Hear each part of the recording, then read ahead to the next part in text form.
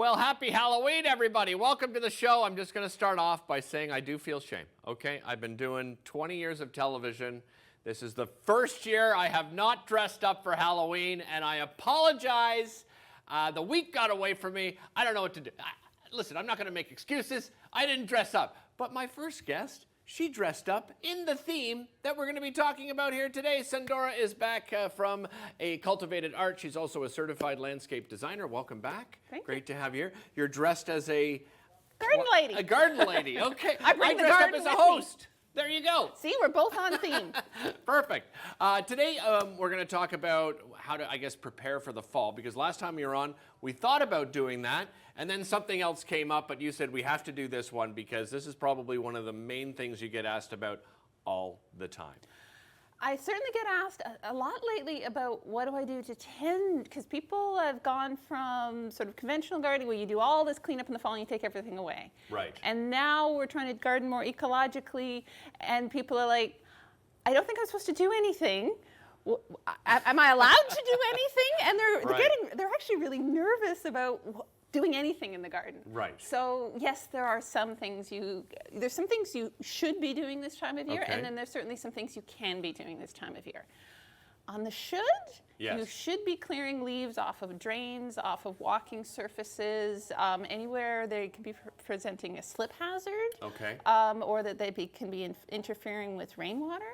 Right. Removal, you need to have them cleared away. Okay. So that's important for just a functioning of the city and people not getting hurt standpoint. Right. And it's interesting that you say it that way because everyone at home's like, what do you mean just the paths and the drainage? Because... Leave the leaves. Yes. Yes. And that's been something that's been gaining momentum. And why? Well, for lots of reasons. For one thing, from a purely cost and environmental standpoint, packing all of these leaves into bags and shipping them away has a huge environmental footprint. But those aren't just leaves in the bag. It's all kinds of life. You've got all of these critters. You've got all kinds of overwintering pollinators. You've got your fuzzy bear caterpillars. You've got all of that life in there. And not only are you taking away the ones that are in there, even if some of them are still active enough when you're going through the yard to escape it, right. That's how they overwinter. That's their protection. That's where they spend their winter. And it's not just winter. That's also the layer where you get all the natural composting happening on that surface of the soil where you've got decaying organic matter. And it's the leaves, but I also am like, leave the stems too. Right. So in most cases, leave all the stems standing in your garden for the winter as well. People are kind of like, what do I have to clean up? And I'm like, not very much at all. But does it layer, Sandora? You know what I mean? Like, I think some people listening right now are, well, what if, come spring, and I have this layer down, like how quickly will it compost, right? Pretty darn quickly. There's Really, two things that happen. One is most of them are pretty darn good at pushing right up through that. Right. And the other thing being, there are a lot of critters that will break that down and use it for food, from the microorganisms, all the fungi, all the bacteria, but also all the little soil level creepy crawlies that actually help make healthy soil. Now, I will say that if you've been clearing all your leaves off for decades and then suddenly you leave all your leaves and you leave a great big deep pile, they might not all break down really quickly because all the critters that are usually there to help decompose them, they're all missing from your soil. It's going to take 2 or 3 years until the composting rate of those leaves really speeds up to the point where it just happens all on its own every year. Okay. So if you're in that situation, still leave all your leaves. Okay. But you might go out in the spring and poke through your garden, loosen up any that have gotten packed down or matted. Right. And make sure that the plants can poke up through them. Right, because I've seen that. There. I know what you're talking about. Sometimes it's like a carpet, right? And it is so thick. So come spring, you want to pull those apart a little bit and spread them out. When you talk about sort of trimming back, how do you know what to trim back and what not to trim back? So again, plants, most of them, they don't need for their own benefit to be trimmed back. So why do we trim them back? Well, we trim them back because they grew up really tall and they had these glorious flowers, and now once they get wet and they get snow on them and they're going to go fall over our walkways or our driveways, go through, cut those back before the snow flies. You don't even have to remove that from the garden. You can just like cut them short enough so they're not going to break off, and then you can move the stuff just it can stay in the garden, just move it further from your walkways. Okay. Remove the trip hazards. That's sort of, remove the trip hazards, and then any that are going to fall over and then get caught in the snow clearing and get ripped out of the ground, because that will happen. Yeah, if they've got of their course. big stem sticking out and the sidewalk plow or your driveway clearing comes out, there goes your lovely plants. So trimming those stems back so that they're not on those surfaces is another of those things we should be doing now. But there's not a lot the garden needs this time of year. But they are offering something. I'm still gathering seeds. So yeah, I was going to ask you about that. So now is the time to probably look for some of those seeds that, some of the that latest make themselves ones. available? Yeah, so some of the latest ones. So a lot of the asters, that's some of the fluffy ones I've got. I went out and clipped some things from the garden so I'd at least have something of a prop here. But you know, the asters have all these floofy tops on them. Those are seeds, and you can gather them if you want to be starting seeds or donate them to the Wildflower Seed Library. But also, if you do just leave them, you get a lot of the little juncos and the little redpolls and the little tiny birds. It's awesome to watch them. I can see them right through my front window on these asters, and like these little tiny birds clinging to these things, eating all the seeds out. It's great. I'm in the middle of the city, and I'm watching these birds come to my yard to eat juncos seeds. like those. Those are such beautiful birds too. They are. Oh yeah, if you can attract them into your backyard with something that's native, they're magical to watch, eh? They are. They're just lovely. Let's talk about looking around your space, and when you look around your space, what sort of questions should you be asking yourself? So all those plants have had a whole season to get really big, and sometimes they get a little bit bigger than we'd first expected or planned for when we're being really optimistic in the spring and going, I can fit one more plant in. So it's to get ahead of that spring, we have enough room for all the plants we could want. This is a good time to look around your yard and your garden. Are there plants that have grown up and fallen over? Okay. Do those ones need to be further back in the garden? Do you need to do a little bit of proactive placing of some branchy sticks in the spring so they can come up and have a bit more support? You won't always remember that till spring, but this is the time to take a look around for that. Also, did any poor little plants get lost over the summer because their bigger neighbors overwhelmed them? And did the rambunctious species, so New England asters with their gorgeous purple flowers and some of the goldenrods, especially Canada goldenrod, they're very enthusiastic. They take over space. Right. And that's great when they're sort of coming into a disturbed ecosystem and they're filling it up full of plants that will feed all of the wildlife. But when you've got a garden that you're trying to fill full of native plants and have some diversity, it's okay to do some thinning of those really rambunctious species. And sometimes, again, when people start to do ecological gardening, they feel like, well, I can add plants, but I can't remove anything, especially anything native. Yeah. But yes, you can, right? You can. Yeah, and for it's sure. a good time to look around and sort of see where plants are getting overwhelmed. Well, and because some of these native ones, they spread like They do. very, very quickly. And you might buy a little something like this, and then all of a sudden it's like this, right? Yep. And it's starting to take over your garden. And there's other reasons, too, to look at your garden, because you may want to move some things around for other reasons. So we'll come back and talk to Sundora about that. We'll be back with her right after this. Don't go anywhere.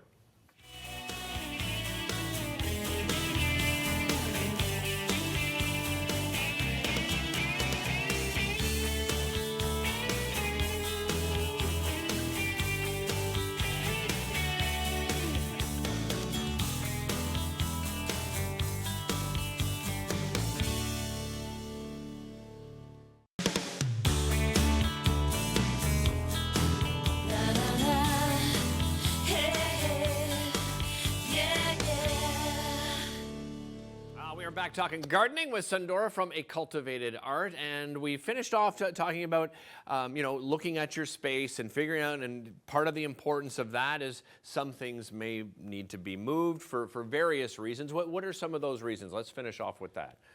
So there can be crowding going on. There can be we made our best guess, but we put the plants in where our best assessment of was a good spot for them.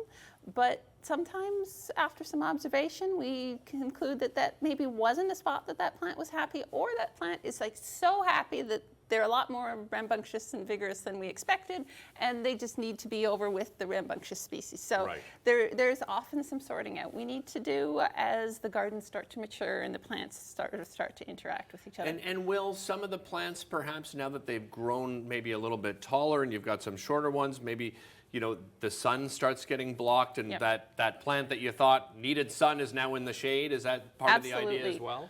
You can end up with the light conditions in your space will actually often change, and sometimes faster than we tend to allow for. My yard's gone from being a fairly sunny yard to being a fairly shaded yard in the last 15 years. So I actually went through recently in one area, I took out all of the sun plants that had been put in quite a few years ago, transplanted them elsewhere, and I just introduced a whole bunch of shade-loving species, which if this was happening as part of a normal sort of intact ecosystem progression, they would have been nearby shade species to move in. But because we're in each in these little islands of space we're working on, we often have to bring those plants in because there's not a nearby patch for them to seed in from. Right. And this is a great time of year to sort of assess what's going on in your garden. And you can either transplant this time of year, and you can actually transplant pretty much until the ground freezes. So you wouldn't necessarily be tucking in plants from out of pots this time of year, but you can absolutely dig up plants and move them over this time of year. Right. And they handle that just fine. They sort of start spring not even noticing that anything happened because they're pretty much dormant. They're quite resilient, right? I think sometimes, when we're, planting and we get something, and you're supposed to tear apart a little bit. Now you can just see people are nervous, right? Or even digging up an existing plant. But that root system will come back fairly quickly, right? Yeah, and especially because this time of year the roots don't have as many of the fine feeder roots and stuff going on because they're going dormant. So they're actually it'll be less shocky on them, and especially now that it finally rained because it was so dry. Right, yeah. Finally rained. It's a great time to go out, and I usually use a garden fork because you can kind of stick in the ground and lift the plants up, and it's a good time of year to do some rearranging. But if you're not going to do it right now, the other thing I really recommend, because we think we'll remember, we think we will. How are we going to forget that plant needs to move come spring? But it's a lot of months till then, and that plant won't look the same come then. So this is the time of year that if you're not going to go out and do it, take your cell phone, doesn't have to be anything fancy, on your camera, put it on video mode. On video, And then do a little narrated video of all the changes you want to make and save it. Right. And put a note in your calendar in the spring. Go, remember that video you made? Because it is a really great way to document what fall looks like, because when we go out into the garden in the spring, they look completely different, especially perennial gardens. My back garden, it's this tall this time of year, and in the spring there's plants coming up and they're blooming at this height, and there's all these layers of things that happen.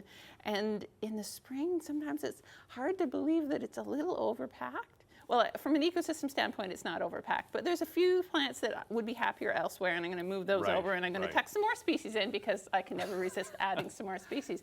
But making a record of what you want to change, you're going to so thank yourself come spring that you did that if you do that now. I've heard, some people love to bring plants indoors so that they can enjoy them, for the winter. Does it make any sense? It doesn't make sense for the plants that are native to here, because the plants that are native to here, they expect winter.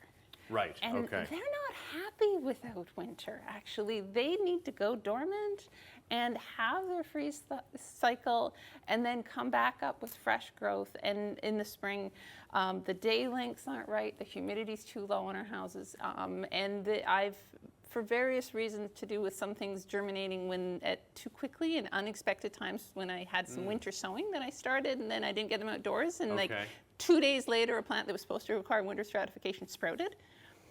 And I was like, okay, I guess you have to stay inside for the winter. But they're not happy. I can keep them they're under lights, you can keep them alive, but they're so much happier if you leave them outside. Indoor plants, most of them come from tropical rainforests. Or deserts and things like that. They're happier in the conditions in our homes. Native plants, they want to be outside. Enjoy them through the window this time of year. What about bulbs? right? That people that, you know, want to dig them up, and I remember wrapping them in newspaper and everything. Does that make sense? Are those the type of things you should be thinking of too? Yeah, so if you've got tender bulbs, you really want to be bringing them in right around now. Now, Okay. any of the tender bulbs are not going to be native plants simply because none of the plants that evolved here need to be dug up and brought indoors. Okay. But most of the tender bulbs, they're not any harm to the ecosystem. So if you love your gladiolas or you love your dahlias in your otherwise ecological garden,